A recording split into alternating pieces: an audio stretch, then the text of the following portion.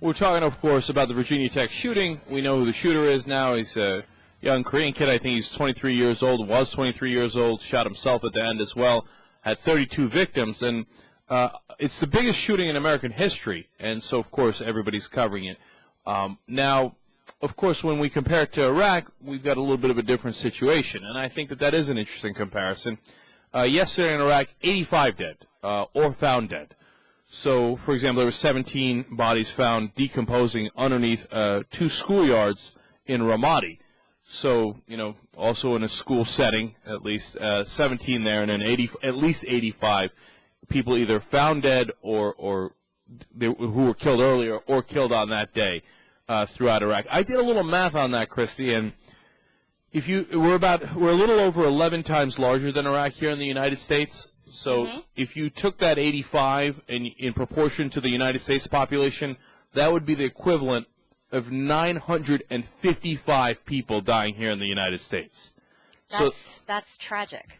That's about 30 times the size of the Virginia Tech shooting. You know, you take the 32 killed in Virginia Tech, multiply it by 30, you'd have 960. The other one's number is 955 proportionally.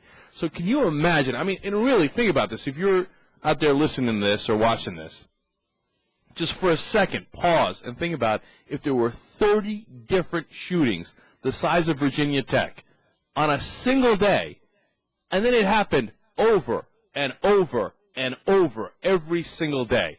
And that's what you have in Iraq. Earlier this month, they did a tally, and they're not quite sure if this is larger than this. This could only be the tip of the iceberg, but they say probably 232 Iraq professors have been killed since the start of the invasion, and another 50 or 60 are missing, and another 3,000 on top of that are refugees or have had to flee the country.